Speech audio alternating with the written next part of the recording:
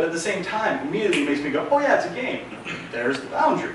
I've reached the end. Allow me to look down, right, and recenter myself or whatever, right? Something like a mat, something that you could just intuitively notice without having something pop up in your face would be very helpful for that, right? The boundaries are difficult, right? And there are ways that can create more natural looking boundaries like actual game walls or stuff we won't try to go through or whatever, but boundaries wake us up, remind us that it's a game, all right? Every action has a reaction is important.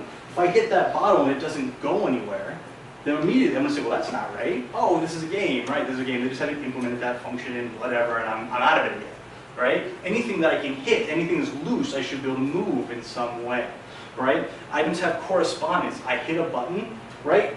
Even if that button doesn't do anything, it should click, right? A light switch should be flippable, even if it doesn't turn anything on or off. Correspondence. I'm a switch. I should be able to throw the switch, right? You know, items should correspond to your actions in a way that they would in the real world, and that keeps you immersed, all right? And then inputs are simple and logical, right? Nothing breaks that immersion more than going, oh, I had to hit A, and then B, and then both shoulder, then start, and then up, and then down, and then left to do this thing, right? No, I mean, just hit the A button, right? And then it just happens instinctually, and you just stay in the game, right? So those are the ways, there are many more, but these are the ways we can keep our brain sort of immersed. So all of this is based on the concept of perception, right? VR is truly a visual-dominated, kind of experience. It's basically a monitor that you've attached directly to your face. Who here had moms or dads that said, "Don't sit too close to the TV, you'll burn out your eyes," or whatever? Right? Well, now you're strapping one straight to your face. So take that, mom, wherever you are. Perception, right? So there's a lot more to VR, right? There's obviously haptic feedbacks of vibrations, and that's really cool. Haptics are just like, controller vibrating, force feedback, stuff like that. What's really interesting is it doesn't take a lot of haptic feedback to convince you something is completely real. I actually had a great experience with this. I was playing a game called Fantastic Contraption. I don't know if anyone's played this. It's quite awesome. I had the controller, right? And the controller in the game is a flower. And I'm just joking, I want to smell the flower. I'm like, oh wow, it feels like flower petals. Like, how'd you do that? I'm thinking they put something on the controller and they're like, that's your beard. And I'm like, oh yeah, I have a beard. It felt like flowers, right? My beard doesn't feel anything like flowers. I invite you all to try it later. Right? Your brain will make almost anything real. But haptics are pretty straightforward. We don't really need to talk about that. Obviously, audio is one of those things that's also super important. But again, it's pretty straightforward. There's not a ton that we do with audio. So I really want to talk about perception, sight, right? And we have these ideas, right? We all know what depth perception is, right? Chances are you don't. Chances are you know what you think you have, but you're not really sure. So, out of curiosity, show of hands, can you have depth perception with one eye? Raise your hand if you think yes. Everyone who didn't raise your hand has proven that you don't know what depth perception is. Yes, you can, absolutely. Let's talk about it. All right. Let's start by talking about what you all think depth perception is. It's actually called depth sensation. Depth sensation is what you have with both eyes, binocular vision. Depth sensation is what animals have and what little children have, right? Actually, depth perception doesn't come along until much later. Does anyone know how old you have to be before we, on average, have depth perception? 11. 10. Yeah, between 11 and 13, right? Which is why little kids are so clumsy. Besides the fine motor skills, they also haven't developed depth perception, or they're dealing with depth sensation. Depth sensation requires both of your eyes. So let's talk about how this works. How can we tell, right, if an object is big and far away, right, or small and right in front of us? How do I know how far away this person is, right? Now there's the depth sensation answer, or depth perception answer, which doesn't work in this situation because he's within 10 meters of me, so I'm actually not using depth perception, I'm using depth sensation, right? How do I know how big he is besides the fact that I know generally how big a person is, right? Let's do some trigonometry. We all love trigonometry, right? When I presented this in China, they're all like, oh yeah, okay. There's a lot about the American education system. All right, so our faces have something called IPD, interpupillary distance, the distance between our eyes, right? The average IPD is 64 millimeters, right? That's just average. Mine's 63, and everyone has a different one, right? But on average, so your brain knows your interpupillary distance because it's just your brain, it figures this stuff out. So let's say we have an interpupillary distance of 64 millimeters, which means the distance from your nose bridge to one eye is going to be 32 millimeters. Follow me so far? Now, if an object is 10 centimeters away from you, right, your eyes will turn in 72 degrees to look at it. You feel that. When you cross your eyes, you can feel that. You feel your eyes moving in. Depth sensation, right? Now, if I take that same object and I move it out 10 meters, my eyes go to 89.8 degrees, right? That's just trigonometry. I feel that. That's almost 90 degrees, almost completely parallel, right? And so I feel this motion, and I can zero in, triangulate the distance of anybody within 10 meters. And I'll talk about that in a second, right? That's my sensation. That's how I track close objects, fast-moving objects. Even if it's much further away, but it's moving fast, I feel that my eyes do, right? Hey, right? That is the sensation of what we have. Right? Depth sensation is experienced by animals and children. We don't know if animals have depth perception because we can't ask them, right? We can't remove an animal, one of their eyes and be like, hey buddy, how do you feel about this now, right? That'd be weird anyway. So we don't really know. Well, you can assume there's studies on it, but no one's really sure, so we'll just say no. And children don't have it either. It's for close to fast-moving objects, and it cannot be achieved with one eye, because with only one eye, you can't triangulate. You have no idea, how the other eye would have to work to get you there. They have to work together, right? So if you lose an eye, you lose depth sensation, right? If I cover one eye, I still know how far away the door is. I still know how far away most of you are, right? That's depth perception. It's a learned skill. I know how big a door is. So I can look at it and be like, well, that's about how far away it is, right? And we can't see depth sensation on a 2D monitor. Ever notice when you play games on a computer or a TV screen, you still know how far away objects are and you know what's in front of other things? That's depth perception.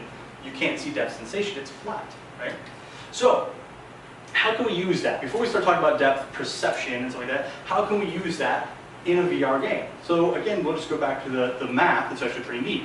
So, let's say I keep an object the 10 meters away, usually requires me to have an 89.8 degree angle to see it. Interpupillary distance, 64 millimeters. Something's 10 meters away, 89.8 degrees. What if I don't move an object further away or closer? What if I change the size of my head? Right? And I do that virtually.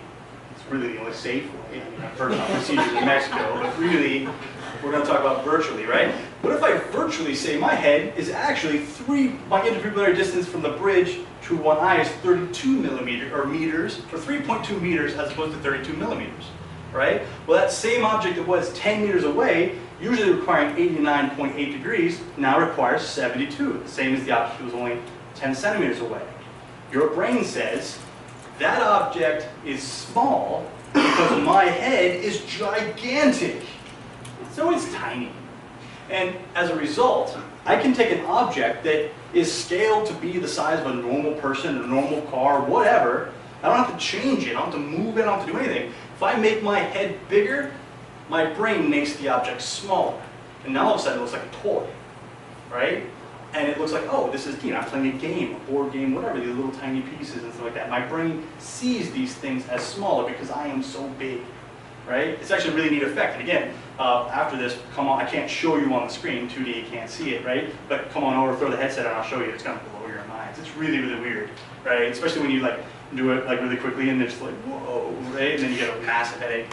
Fun story.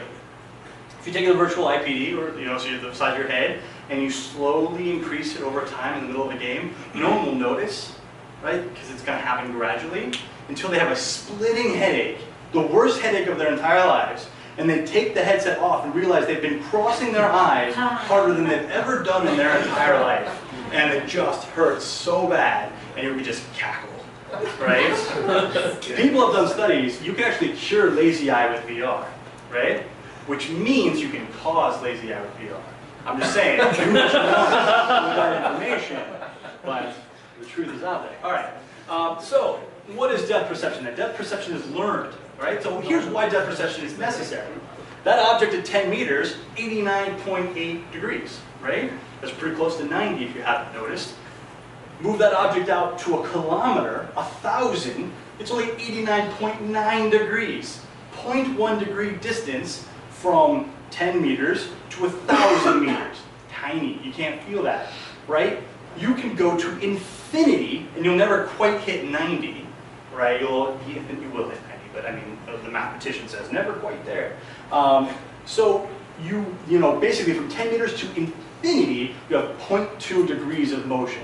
You can't feel that. There's no sensation. So how do we know? Well, we have depth perception, which is where we learn visual cues. I know how big a car is. So when a car is far away and small, I go, that's how far the car was. Because I've learned that. So learned behavior. That's why kids don't have it. They haven't had enough life to learn these things, right? That's why if I were to see a new object that I'd never seen before against the blue sky, I'd have no idea how far away it was. Because why would I? I have no frame of reference, right? So the question becomes, how far away is a rock? Now this is obviously poorly photoshopped, but there's a guy sitting on a rock, and so you look at that and you go, okay, that's the size of that rock, all right? But then you look at it again and you think, okay, that's the size of that rock, right? The fact of the matter is, neither of those pictures had people in it. I've added them both, so I have no idea how big that rock is. I don't. I've actually stared at this going, how big is that rock? It really depends on how big, is that short grass? Is that tall grass? I don't know. And so I actually have no way of knowing how big that rock is. There's nothing else around it that gives me any real frame of reference. So you just look at it and go, okay, it's a rock. I don't know. The fact of the matter is it's impossible to tell. And that's depth perception, and that's what depth perception doesn't really know. So what does this mean? Okay. So depth sensation ranges from 0.5 meters to 8 meters away from us, approximately. I generally say 10 meters, but really it's about 8 meters, right? In that area, your eyes need no help. This is the VR meat and potatoes. This is where you live in VR. Anything beyond 10 meters is like looking at a flat screen, right? It's just flat, right? This is where VR lives. Right? This is where you get that wow factor, right? So this is where you put all your GPU resources. This is where your high-res this, 4K texture that, your best normal maps, your best detail maps. If you're working on something, if this is a work application, right? You don't want to put the things that I'm training, learning on, trying to experience beyond 10 meters. You put it here in front of me to let me really study it. That's where all the cool stuff happens, right? Right now. Depth perception, it's 8 meters to infinity. We don't see any distance, so we help our eyes, right? Anyone here study architecture? No, come on. Yeah, I don't blame you. It's just buildings. If you look at some of the best buildings, right, they do some really cool stuff. Like, you imagine these great domes, right? Well, if you look up at it, you can't actually tell it's a dome. To you, it looks like a flat ceiling with a hole in it. You're like, all right, it's a dome. They've known this, and so you'll notice all the great Greek domes and, I don't know, Greek domes, people make domes. They have like squares of like receding size in them that gives you the idea of depth, and you can say, it's a dome. You can see the parallaxing and the distortion of lines. You can see it at its curve. Without that, a dome without any surface detail would look completely flat to you, right? And that they put those leading lines and stuff like that in there. We assist people, especially in VR, we do this with shadows and with details. We accentuate lines that says, this is really far away. It helps our brain say, oh wow, that really is far away. It's almost a form of optical illusion, right? We do a lot of parallaxing, we do motion distortion. How do we know something really far away is moving really fast? Because it's going to seem like it's moving really, really slow. We distort it, and then you go, wow, that thing is moving really fast. All right, so we assist our brain, and we use things like shadows and stuff. All right. So we talk about why we get motion sick, what's immersion, or how does that work, and what's depth sensation. Now, I want to show us some practical examples of actually doing this and what this all means. But before we do that, are there any questions about this? That angle didn't look like 90 degrees, 89.8 degrees to me. Well, I didn't use anything like scientifically accurate. That was me in like Photoshop, just drawing arrows. Okay. So that is probably not 89.8 degrees. Did I do that poor of a job? Yeah, I did a terrible job. I didn't actually do any real. Yeah, ignore that. That's me just going, that line's pretty long. Mathematical representation. Yeah. We fudged it a little bit. Other questions? Made you look. Yes. How would you explain proprioception? You mean you're talking about like the time warp VR? Shut your eyes, Yeah. touch your nose. You can do it without seeing your hand move. Probably just muscle memory. Yeah, it's muscle memory. That's it. Oh, all right. I didn't prepare for the exam at all. Things that take you a lifetime to learn. You know, just like how you know you can lick your elbow. No one can lick their elbow. I was just waiting to see if anyone would try. Other questions? Yeah. Let me say this. You can't lick your own elbow. I mean, other people can obviously lick your elbow. There's nothing wrong with that. Nothing? Good? You want to see some practical examples? Mm-hmm. All right. So, before we kind of get into some examples, I have a slide for this. So what is Unity? So I know a few of you have not heard of Unity, and maybe some of you kind of know, but maybe aren't sure. So Unity is what's called a game engine, all right? And a game engine basically takes all of the parts of making a game or a 3D interactive piece of software or something physically realistic, rendering, simulation, whatever, and takes all the parts you don't care about and extracts them away so you can focus on just the stuff that you care about, right? So for instance, if I'm making a game, do I want to know how to blit triangles to a graphics card? I don't. I don't care. All games do that, right? So let's allow the game engine to be a master at blitting triangles to a graphics card so I can focus on my game. If I'm building something with physics, do I need to hand program collision? No. We extract that into the game engine because most games have collision. So basically it's a toolbox of all of these things that we don't want to care about, and it just does those for us, and we can focus on just our stuff, right? So game engines are generally aimed at people making interactive software or, you know, obviously games, stuff like that, which means consumers generally don't know that much about them because they shouldn't. It's not for them. We're not a consumer, a commercial product.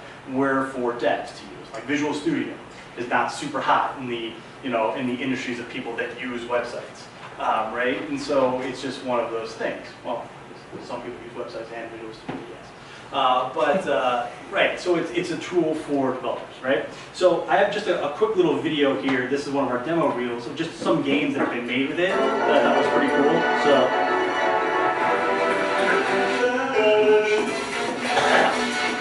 And the real kind of cool mark of any game engine is the ability to build varieties of games. It's one of those things you just do hands down.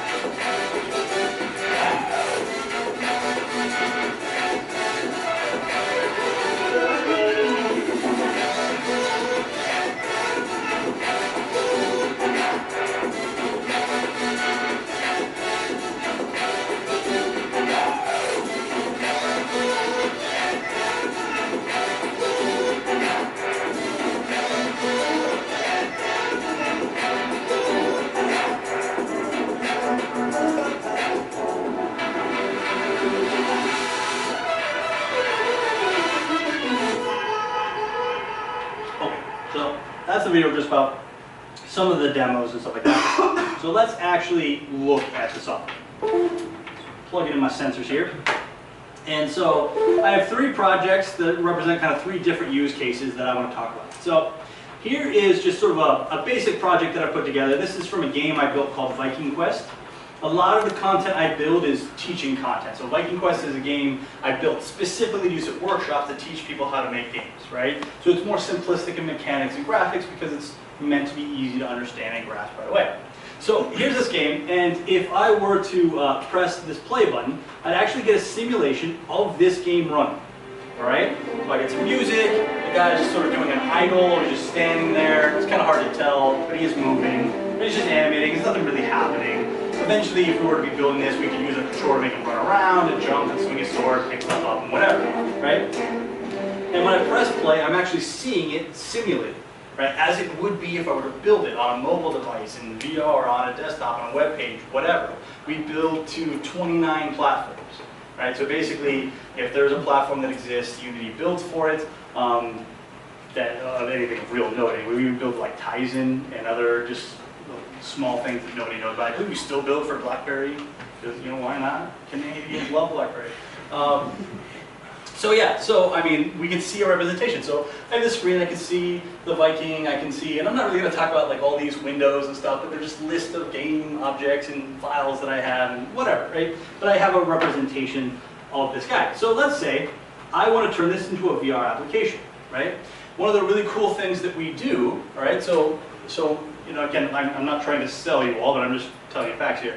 Unity is kind of like the most used. I believe that 72% of all VR games are made with Unity because it's ridiculously simple, right? I don't really do workshops on how to turn a game into VR because the process is stupidly easy. So what I'm going to do is I have this camera. This camera represents, you know, your head in the game, and you can see like a preview of it right down there.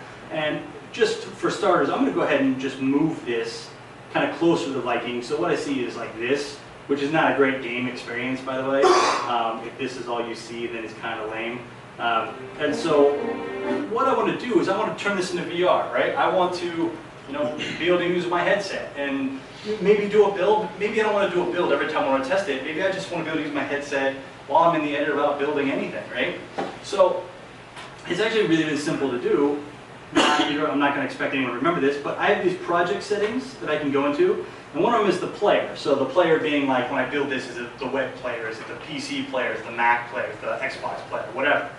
And I have a checkbox that just says, I know it's kind of hard to see, whatever, but there's just a checkbox that says virtual reality. I'm going to say, yeah, okay, that sounds good. And there we go, I'm done, right? And so that's why I don't really do a whole lot of talking about it, because right? And there he is. And I have a VR game, and I can look around, and you know, I can walk around, and it does all the tracking and everything. It's all built into the engine, and you know, you can look close to the sword there and see that I'm going to run into the table and all that fun stuff, right? So it's really easy to do, right? Oh, it's just it's a box. Yeah, I want VR, right? What if I want to do more? Okay, so let's say